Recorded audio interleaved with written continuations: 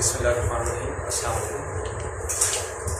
आज हम जो चीज़ करने जा रहे हैं वो है हमारे पास concept of hydrogen bonding to explain properties of water. मतलब ये कि हमारे पास जो हाइड्रोजन बॉन्डिंग है, ये हमने इससे पहले भी बात की थी कि हमारे पास जो हाइड्रोजन बॉन्डिंग है वो वाटर की प्रॉपर्टीज को एक्सप्लेन करने में और उन वाटर की प्रॉपर्टीज की वजह सबसे बड़ी जो होती है वो हमारे पास हाइड्रोजन बॉन्डिंग होती है, क्योंकि वाटर हमारे पास बाकी तमाम जो लिक्विड्स हैं उनसे बहुत ही मुख्तलिफ अंदाज में बिहेव करता है। अगर इसके बिल्कुल साथ के मॉलिक्यूल्स को या इसके साथ के लिक्विड्स को देखा जाए तो हम ये देखेंगे कि उनकी प्रॉपर्टी में और इसकी प्रॉपर्टी में बहुत ज़्यादा फर्क है। अब वो फर्क क्यों है? वो सिर्फ और सिर्फ हाइड्रोजन बॉन्डिंग की वजह से। सही होगी बात कि नहीं? अच्छा, उससे पहले एक बात ये, जब आप इस तरह से पॉइंट्स बनाएंगे और खुद से बनाएंगे तो बहुत ज्यादा समझ आएगा। या आप याद रखें, आप एक पैराग्राफ को रीड करते हैं, उस पैराग्राफ में से आपने क्या करना है, एक लेट्स से कि आपकी बुक के ऊपर 2 लाइंस में एक पूरा सेंटेंस लिखा हुआ है। अब जब आप उसको 4 से 5 वर्ड्स में लेके आते हैं, बात समझ आ रही नहीं आ रही? तो इससे आपको 2 फायदे होंगे। सबसे पहला जो फायदा होगा वो ये होगा कि आपकी जो इंग्लिश लैंग्वेज स्किल है, इंग्लिश लैंग्वेज राइटिंग स्किल जो है वो इंक्रीज होगी, और दूसरा वो चीज जो एक पूरी की पूरी 2 लाइनें हैं वो आपको समझ आ जाए। बात समझ आ रही नहीं आ रही? वो 2 लाइनें आपको समझ आ जाएंगी, और फिर जब आप उसको, जब तक वो आपको समझ नहीं आएंगी, याद रख लें आप ये पॉइंट नहीं बना सकेंगे। ऐसा ही करिए, अभी आपने बनाया कोई मसला, यही हुआ ना, जब तक वो समझ नहीं आती उस वक्त तक समझ नहीं आती कि हम लिखेंगे। तो अगर आपको एक दफा वो खुद से, अब आपने उसको रीड कर लिया, रीड करने के बाद आपने क्या किया, उसको इस तरह से पॉइंट बना लिए, तो अब ये होगा कि वो आपको बहुत अच्छे अंदाज से समझ आ जाएगा और वो भूलेगा नहीं। लेकिन वही चीज अगर आप किसी से सुनते हैं तो सुनने से इतना अच्छा याद, जब तक आप खुद काम नहीं करेंगे, टीचर जितना अच्छा लेक्चर दे दे, टीचर जितना अच्छे अंदाज में जाके एक्सप्लेन कर दे, अगर आप खुद काम नहीं करेंगे, आपका दिमाग जब तक वो काम खुद नहीं करेगा उस वक्त तक वो काम नहीं हो सकता। आपको बंदा कह दीजिए ये आपके पास गाड़ी है और इसके ये जो है यहाँ पे ये गियर होता है, इसको इस तरह से करते हैं तो ये गियर लग जाता है, इसके बाद यहाँ पे हमारे पास क्या है जी, ब्रेक है, ये हमारे पास क्या है जी, क्लच है, ये है, ये सब चीजें आपको बता देगा। और वो बताएगा कि एक्सेलरेटर पे पांव रखोगे गाड़ी आगे जाएगी, क्लच को दबा के तो तुमने जो है वो क्या करना है, गियर लगाना है, बता दिया। उसके बाद जाके बिठा देगा, चला सकोगे? कभी भी नहीं। वो पता नहीं चलेगा कि आप क्लच पे रखना है या एक्सेलरेटर पे रखना है, वो समझ नहीं लग रही होगी आपको। जितने अच्छे अंदाज से वो एक्सप्लेन कर दिया, आप कभी भी काम कर सकेंगे नहीं। लेकिन जब वो काम आप खुद करेंगे उसके बाद समझ आता है। हाई सरफेस टेंशन जो हमारे पास वाटर की होती है वो किस वजह से होती है? इंटरमॉलिक्यूलर फोर्स जो है ये एक बहुत बड़ा फैक्टर है हाई सरफेस टेंशन का। लिहाजा जब आपके पास सरफेस टेंशन वाटर की आप देखते हैं तो इसमें हाइड्रोजन बॉन्डिंग जो है वो इंटरमॉलिक्यूलर फोर्स का किरदार अदा करती है, और उसकी वजह से जो आपके पास जो सरफेस टेंशन है वो बहुत ज्यादा हो जाती है। इन द सेम वे जब आप टेम्परेचर को इंक्रीज करते हैं तो जाहिर है वो सरफेस टेंशन आपके पास कम हो जाती है, क्योंकि वो इंटरमॉलिक्यूलर फोर्सेस या आपके पास जो हाइड्रोजन बॉन्डिंग होती है वाटर में वो टूटना शुरू हो जाती है। H2O has strong surface tension due to hydrogen bonding. Surface of H2O act as stretched membrane. Surface of H2O act as stretched membrane. अब आप अगर यहाँ पे देखें तो ये जो पॉइंट है ये अब आपको, मैं साथ साथ अब आपको ये भी बताऊंगा कि आपने किस तरह से पॉइंट को ये लिखना था या नहीं लिखना था। अब इस पॉइंट की अगर आप बात करें तो ये पॉइंट हम डिपेंड्स अपॉन, ये सरफेस टेंशन के हेडिंग के अंदर तो आता है, लेकिन वाटर की सरफेस टेंशन की वजह से उसमें नहीं आता, क्योंकि हमें ये बात पता है कि हमारे पास इंटरमॉलिक्यूलर फोर्सेस वो सरफेस टेंशन की वजह से होती है। तो जब सरफेस टेंशन को हमने डिस्कस किया था तो ये पॉइंट हो गया। अब यहां पे इसको लिखने की जरूरत नहीं है, आपने यहां पे क्या लिखना है, ये पॉइंट। अगली बात समझ, high surface tension of the water is due to the hydrogen bond. अच्छा, अब ये देखें H2O has strong surface tension due to hydrogen bonding. अब ये ड्यू टू हाइड्रोजन बॉन्डिंग ये नया पॉइंट नहीं है, अरे बस समझ, अब ये वही पॉइंट है, ठीक है। अब इसको आप ऐसे कर सकते हैं, hydrogen bonding cause surface tension of water to be strong. अब आप ये भी लिख सकते हैं हाइड्रोजन बॉन्डिंग, ठीक है, reason of strong surface tension. अरे बात समझ गया। इन पॉइंट्स को आप इस तरह से भी मतलब कि मॉडिफाई कर सकते हैं। Surface of H2O act as a stretched membrane. वही बात, जब आपके पास सरफेस टेंशन होगी तो उसके ऊपर वाली जो आपके पास सरफेस होगी वो एक स्ट्रेच्ड मेम्ब्रेन के तौर पे काम करेगी। अब स्ट्रेच्ड मेम्ब्रेन अगर आपको समझ नहीं आता, आप ये कह सकते हैं कि हम उसके ऊपर हाथ रखते हैं तो हाथ तो हमारा नीचे चला जाता है, तो स्ट्रेच्ड क्या है? जिस तरह से अगर आप रस्सी को बांध लें और वो रस्सी ढीली हो तो आप उसके ऊपर हाथ रखते हैं, रस्सी नीचे चली जाती है। लेकिन अगर स्ट्रेच्ड हो तो आप हाथ रखते हैं, नीचे जाती नहीं जाती। अगर आपने इस चीज को एक्सपेरिमेंट करना है तो आप सिर्फ ये काम करें, आप पानी लें और पानी के ऊपर आप हाथ मारें, पानी को एक थप्पड़ मारें, बात समझ आएगी नहीं? फिर आपको पता लग जाएगा कि उसके अंदर स्ट्रेचिंग होती है कि नहीं होती। सही होगी बात करें? आज आप जाके ये एक्सपेरिमेंट करें। Water drop has spherical shape due to surface tension. क्यों लगती है? सरफेस टेंशन की वजह से। अब जो आपके ऊपर हाथ को लगेगी वो किस वजह से लगेगी? सरफेस टेंशन की वजह से। वो उसकी स्ट्रेचनेस, वो जो स्ट्रेच्ड है, वो जो हाइड्रोजन बॉन्डिंग है, असल में इस तरह आप हाइड्रोजन बॉन्डिंग को खुद फील कर रहे होंगे। हाइड्रोजन बॉन्डिंग नाम की भी कोई चीज होती। So water drop has spherical shape due to surface tension. Water drop has spherical shape due to surface tension. अब इनकी जो स्फेरिकल शेप आपके पास होती है ये भी सरफेस टेंशन की वजह से होती है। इस पॉइंट को भी हम इससे पहले डिस्कस कर चुके हैं। Anyways, high specific heat, amount of heat used to increase the temperature of 1 gram of a substance by 1 degree centigrade or 1 Kelvin। अब ये जो आपके पास वाटर होता है इसकी हाई स्पेसिफिक हीट होती है। ये बहुत ही इंपॉर्टेंट चीज है। क्या होती है हाई स्पेसिफिक हीट? ये तो उसकी डेफिनेशन लिखी हुई है। मैं आपसे ये पूछना चाह रहा हूं चीज क्या होती है? Specific heat.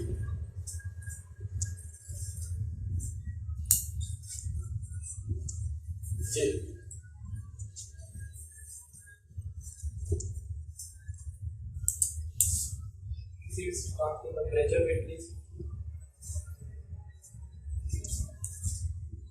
आप यहां पे कुछ भी ले लेते हैं, पानी ले लेते हैं, से बटर ले लेते हैं, यहां से आप उसको क्या करते हैं? हीट एनर्जी प्रोवाइड करते हैं।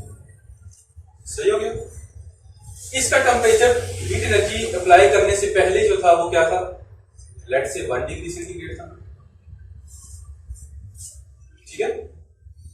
जब आपने हीट एनर्जी अप्लाई की तो क्या हुआ? इसका टेम्परेचर लेट से 2 डिग्री सेंटीग्रेड हो गया। सही है? जैसे ही आपने हीट अप्लाई करनी शुरू करनी है, आपने हीट को मेजर करना शुरू कर देना है, तो अब तक कितनी हो गई है? जैसे ही उसका टेम्परेचर 2 डिग्री सेंटीग्रेड पे जाए, आपने हीट को, उसके मीटर को क्लोज कर देना है। हीट मीटर आप जिस तरह से भी उसको कैलकुलेट करना चाहें वो एक अलग टॉपिक है, लेकिन आप हीट को मेजर करेंगे।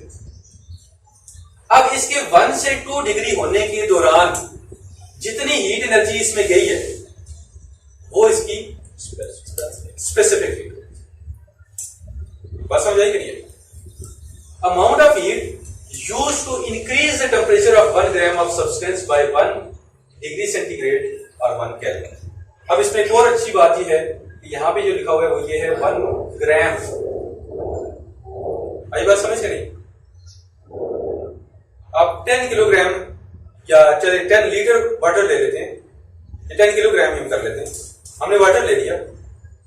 अब उसको अगर आप 1 डिग्री राइज करना चाह रहे हैं तो क्या उतनी ही हीट से होगा जितनी 1 ग्राम होगा? ज्यादा हीट रिक्वायर्ड हो सकता है। तो इसको आपने स्पेसिफाई करना है कि 1 ग्राम को इंक्रीज करने के लिए कितनी चाहिए। सही हो गया? यूनिट इज जूल पर ग्राम पर, ये क्या है? पर सेंटीग्रेड पर केल्विन कर लो। पर केल्विन ठीक नहीं, बुक के ऊपर क्या लिखा हो? ये लिखा हो पर केल्विन लिखा हो नहीं, ये पर डिग्री सेंटीग्रेड। चलो पर डिग्री सेंटीग्रेड। तो ये इसकी यूनिट है, मतलब कि joule heat energy which is required for 1 gram and which is required to increase the temperature by 1 degree centigrade. H2O has, ये केल्विन यहां पे लिखा हुआ है बुक के ऊपर के नहीं, सही है। H2O has high specific heat than the metal due to high hydrogen bonding। ये बहुत इंपॉर्टेंट पॉइंट। आपके जो होते हैं मेटल्स, उनका भी इतना स्पेसिफिक हीट नहीं होती जितना वाटर की होती है। कैसे?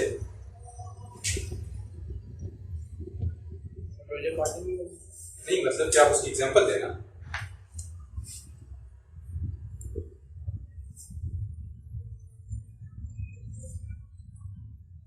आप 5 मिनट लोहे को आग पे रखते हैं और 5 ही मिनट पानी को आग पे रखते हैं, किसका टेम्परेचर ज्यादा होगा?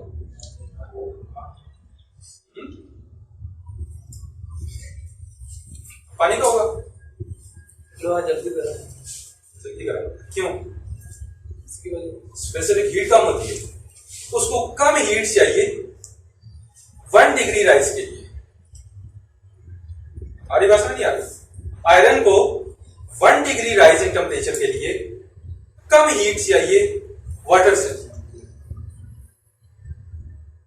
आड़ी बात नहीं आ रही? रेड हार्ट आयरन जो होता है वो कितना, मतलब उसका टेम्परेचर कितना होगा? 800 पे तो बॉयल होता है जो आयरन है, वो 800 डिग्री सेंटीग्रेड के ऊपर उसका बॉइलिंग पॉइंट है, आई थिंक, अगर मैं गलत नहीं हूं। अब आप एक कोई भी नेल ले लें आयरन की और उसको डायरेक्टली चूल्हे के ऊपर रख दें, क्या रेड हार्ट उसी वक्त नहीं हो जाएगी? होनी चाहिए, उसी वक्त वो रेड हार्ट हो जाएगी। लेकिन उसके बरक्स जो पानी आपने रखा हुआ है वो तो इतना होगा कि आप उसमें हाथ भी डाल सकते हैं।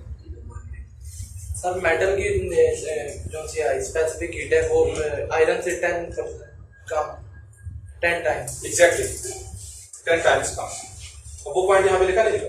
वो नहीं लिखा। वो पॉइंट यहाँ पे, ये फिगर्स तो लिखनी होती है, जो एग्जैक्टली डिजिट्स एंड फिगर्स होते हैं वो लिखने होते हैं। एनीवेज, तो ये हमारे पास हाई बॉइलिंग पॉइंट है इसका, और ये जो है ये ज्यादा होता है किससे? मेटल से ज्यादा हीट के स्पेसिफिक हीट होती है वाटर की, क्योंकि इसके अंदर हाइड्रोजन बॉन्ड है। ओके, सो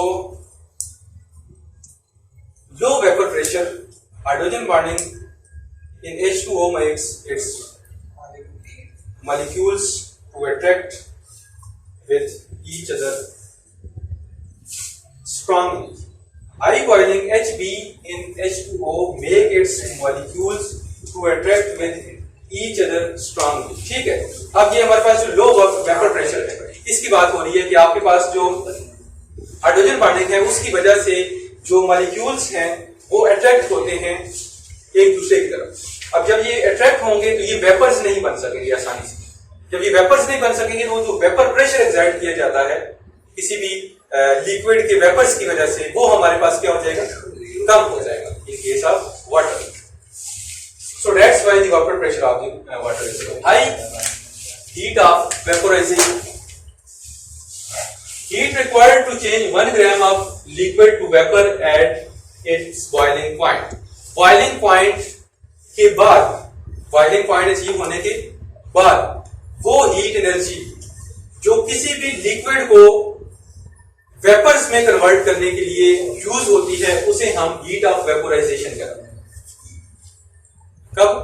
बॉइलिंग पॉइंट अचीव होने के बाद। सही होगी बात कि नहीं? HB in water molecules give high heat of vaporization। अब वही बात हाइड्रोजन बॉन्डिंग जो है वो वाटर मॉलिक्यूल्स में हाई हीट ऑफ वेपोराइजेशन देती है। Hydrogen bond between H2O molecule is broken at 100 degree centigrade with the addition of 2.26 kilo joule per gram. अब ये एनर्जी है जो 100 डिग्री अचीव होने के बाद अगर आप अप्लाई कर देते हैं, 100 डिग्री अचीव होने के बाद अगर आप ये एनर्जी अप्लाई कर देते हैं तो उस केस में ये होगा कि हाइड्रोजन बॉन्डिंग टूटना शुरू हो जाएगी। इसके पहले इसके 100 डिग्री अचीव होने के बाद, 100 डिग्री अचीव करने तक आपने जितनी heat energy the that is something else. उसके बाद जब आप 2.2 किलो जूल देंगे तो फिर ये हाइड्रोजन बॉन्डिंग टूट जाएगी और ये टूटेगी आपके पास एक फिक्स अमाउंट पर ग्राम, 1 ग्राम की फ्लूइड एनर्जी। अगर आपने 100 ग्राम लिया तो इसको 100 से मल्टीप्लाई करो। Boiling point H2O has high boiling point due to HB, methane and diethyl ether has low boiling point due to weak intermolecular forces. Ethanol has high boiling point. Ethanol का high boiling point होता है, methane का और diethyl ether का कम होता है water से, और वाटर का जो है दोनों से ज्यादा होता है। अब ये ज्यादा इस वजह से होता है कि इसके अंदर हाइड्रोजन मॉडल मौजूद होते हैं। अब जो आपके करने का काम है आज जाके वो ये करना है, आपने ये देखना है कि इसने वाटर के साथ ये मीथेन और डाईइथाइल ईथर को और उसके बाद वो इथेनॉल को, इन तीनों को कंपेयर कर दिया, ऐसे ही कि नहीं। हालांकि अभी हमने कहा कि वो जो हमारे पास होता है आयरन, उसका मेल्टिंग पॉइंट हमारे पास 800 डिग्री सेंटीग्रेड है, ऐसे ही बहुत ज्यादा नहीं। तो यहां पे आयरन को साथ में कंपेयर क्यों नहीं किया? डाईइथाइल ईथर, ये तीनों चीजों को, मीथेन को इनको क्यों कंपेयर कराते हैं? आयरन इधर बॉयल होता है तो गैस नहीं, लेकिन अब इसने कहा कि इथेनॉल है हाई बॉइलिंग पॉइंट। हम ये लिख सकते हैं ना कि iron also has high boiling point. ये लिख सकते हैं मीथेन तो गैस, मीथेन गैस है, ठीक है। ये तो कम होती है ना, इसका बॉइलिंग पॉइंट वाटर से क्या होता है, कम होता है। तो इधर हाइड्रोजन गैस भी क्यों नहीं कंपेयर कर दी है इन्होंने, मीथेन नहीं क्यों किया? सवाल मेरा ये है, सवाल समझ आया कि नहीं? लिख लें अपने पास, मीथेन को, डाईइथाइल ईथर को और इथेनॉल को वाटर के बॉइलिंग पॉइंट में की हेडिंग में कंपेयर करने की रीजन क्या है? बाकी चीजें भी तो बहुत सी थी जिनको कंपेयर किया जा सकता था, या आगे एटसेट्रा लिख दिया जा सकता था। अरे बात समझ गया? इन्हीं तीनों को क्यों कंपेयर किया, कोई और चीजों को कंपेयर हमने क्यों नहीं किया? वर्ड ये आपको करने का काम है जो आपने करना है। ये एज एन असाइनमेंट, ये कल मैं चेक करूंगा यार, इसको आपने ढूंढना है। और ये किधर से आपको मिलेगी? नहीं, ये सिर्फ आपको आपके दिमाग से। पहले मीथेन की प्रॉपर्टीज एग्जैक्ट, उसके बाद जी